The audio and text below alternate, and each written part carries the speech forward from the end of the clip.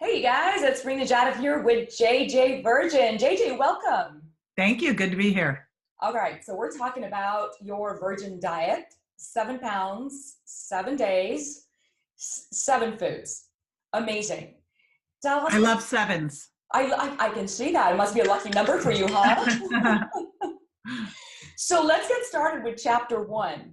Food intolerances. Tell us a little bit about why are food intolerances such a core part of your program?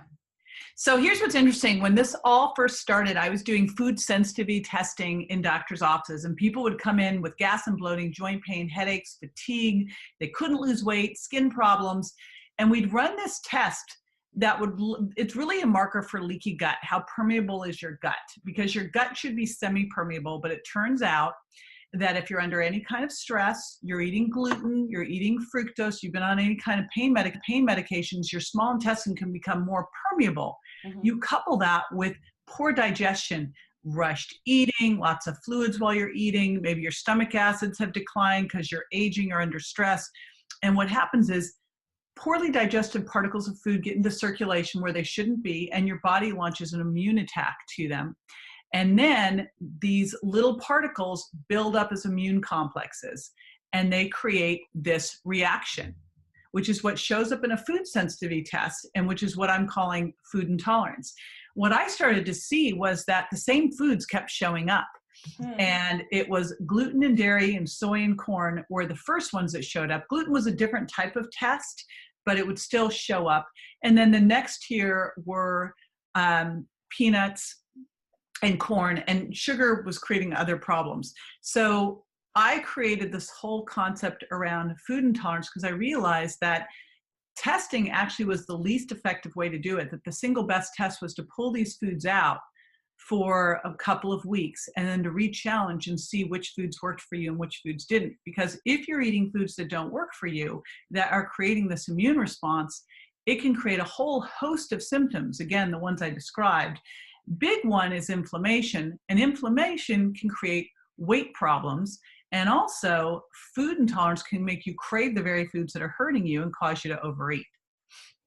And these are not allergies. That's why they don't show Nope. up on a standard prick test. I know because I was a prototypical patient of yours, right? So I had these 28 symptoms, and they said, oh, clearly you're allergic to something. I have a face full of rashes. Dermatologist says, I'm sure we're going to figure it out. They put me through all these tests. Nothing. No, when I first started doing this, these tests were considered like, kind of quackery. Right. I remember when I sat down and was doing the book, we were trying to figure out what to call it because they kept trying to call it a food allergy. It is not an allergy. Right. That is an IgE response. This is an IgG response. It's delayed. You'll eat the food and a couple hours later, or even next day, you have a reaction. So you don't connect the dots between what you're eating and how you feel. You don't realize that it's the food that's creating all these problems.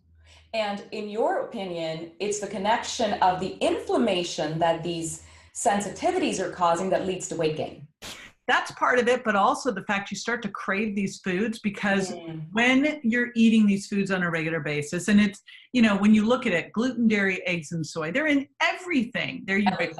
So if you're eating processed foods, you're getting those in because they sneak them into the silliest places that you'd never expect. So you're getting these foods, your body is got little antibodies waiting for them. And if you don't eat them, the antibodies are wondering where they are. And so you start to crave them too. So you've got both an inflammatory response that can then cause some insulin resistance, and you have food cravings, also a big problem. So yes, all of that is leading to the weight gain. And for someone who's watching this going, nah, I don't have any intolerances, what test do you recommend? Now, I did the FIT test. Okay, well, first of all, I've heard that so many times. I eat these all the time. I'm fine. Yeah. The challenge is these low-grade responses, joint pain, headaches, fatigue, gas and bloating, difficulty losing weight, skin problems, you just accept them as normal for you, and they're not normal. It's your body trying to tell you. So yes, you could go do a test, and there's only a few I like because it needs to be what's called an IgG4 test. So I like to have the standard IgG4 food sensitivity blood test, but honestly, there's a variety of different ways we can become intolerant to food. It could be through your immune system. It could be genetics. It could be hormonal. I think the very best test is to pull these foods out for 3 weeks or more and then go back and one by one challenge them to see how you feel. Because Rena, I don't really care if a test says you're not intolerant. If you feel crappy when you eat it, what other, what more do you need to know? Absolutely. And it's free. I used to have people run So the test true. and I pull them off the food and then I went, So true. this is free. It doesn't cost anything and it only takes 3 weeks, Yeah. know? By the time your results come back, you would have gone through the entire time period because it takes forever to Right. test. And that's what actually happened. People would come and take the test. In the interim between the test coming back, I would have them get off the foods. They'd come back in. We would get the test results. I'm like, why did I bother with the test? Exactly. Like, I didn't need that. Exactly. Use to test for the outlier foods. So what I found was that 70% of people showed up with eggs and dairy. Mm-hmm. Then the next tier was soy and peanuts and corn. And again, gluten was another type of test. But where I use food sensitivity testing now is if we've done that and people are still struggling, then I want to see if they have other reactions. And I would couple that with a really good stool test, like the DSL stool test, to see what else is going on, because it's probably something more with your gut microbiome and not necessarily with food intolerance. And remember, food intolerance is just really an indicator of the overall health and integrity of your small intestine. Exactly.